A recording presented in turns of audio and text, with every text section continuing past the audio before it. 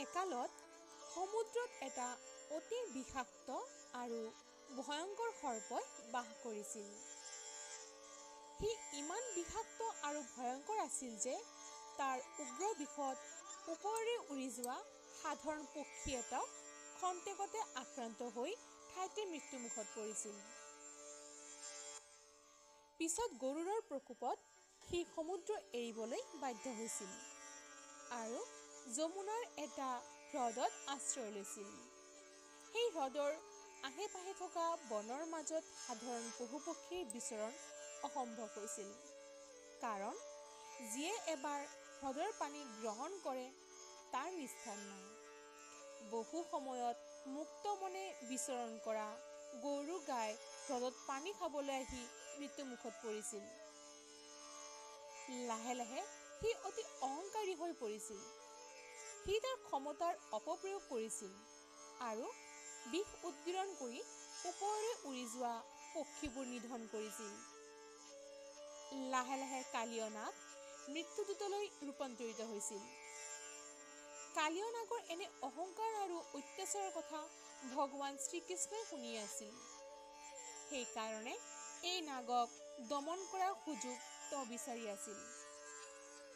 এদিন শ্ৰীকৃষ্ণই তেওঁৰ লগৰীয়া সমনীয়াসকলক লগত লৈ সেইখন বনত গৰু চৰাবলৈ প্ৰৱেশ কৰিছিল। বহু সময় গৰু চৰোৱাৰ পিছত তেওঁ লক্ষ্য কৰিছিল যে গৰু জাকৰ পৰা ওলাই যোৱা গৰুকেইটা আৰু উভতি অহা নাই। ঠিক একেদৰে হ্ৰদত পানী খাবলৈ যোৱা তেওঁৰ লগৰীয়াসকলো বৃষাক্ৰান্ত হৈ হ্ৰদৰ পাৰত পৰি আছে।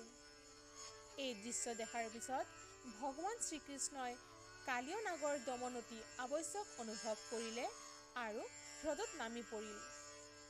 ভগৱান শ্ৰীকৃষ্ণৰ শ্ৰীচৰণৰ স্পৰ্শত হ্ৰদৰ বিশাল জলৰাশি কঁপি উঠিল।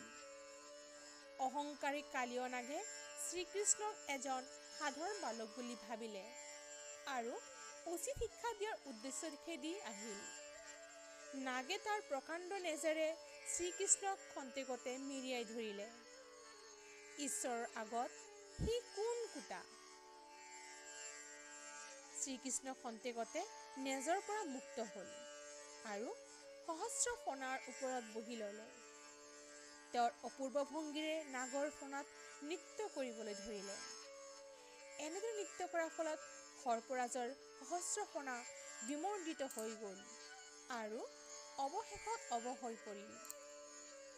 লাহে লাহে সি অনুভৱ কৰিলে যে তাৰ ওপৰত নৃত্য কৰি থকাজন কোনো সাধাৰণ বালক নহয়। কালীয় নাগে মৃত্যু যন্ত্ৰণাত ছটফটাবলৈ ধৰিলে আৰু মুখেৰে ফেন ওলাই গ'ল। সি মৰণ যন্ত্ৰণাত চিঞৰিবলৈ ধৰিলে। তেতিয়া কালীয় নাগৰ পত্নীসকলে স্বামীৰ প্ৰাণ ৰক্ষাৰ বাবে কৃষ্ণক বৰকৈ স্তুতি কৰিবলৈ ধৰিলে। ইফালে কালীয় নাগৰো দৰ্প খৰ্ব হৈছিল। সি অৱদেহাৰে কেৱল অৰ্ধমৃত হৈ পৰি আছিল। অৱশেষত শ্ৰীকৃষ্ণই তাক প্ৰাণ ভিক্ষা দিলে আৰু হ্ৰদ ত্যাগ কৰিবলৈ বাধ্য কৰালে। উপায়হীন কালীয় নাগে সেই হ্ৰদ ত্যাগ কৰি ৰমণক দ্বীপলৈ গতি কৰিলে। কালীয় নাগৰ মূৰত কৃষ্ণৰ পদচিহ্ন থকা হেতু গৰুড়ৰ পৰা যে তাৰ আৰু ভয় নাই সেই কথা শ্ৰীকৃষ্ণই তাক ক'লে আৰু নিৰ্ভয় প্ৰদান কৰিলে। সঁচাই আমি জীৱবোৰ সীমিত শক্তি আৰু সামৰ্থ্যৰ ওপৰত নিৰ্ভৰশীল, কাৰণ আমি ভগৱানক অতিক্ৰম কৰিব নোৱাৰোঁ। গতিকে আমি আমাৰ শক্তি আৰু ক্ষমতাক লৈ গৌৰৱ কৰা অনুচিত।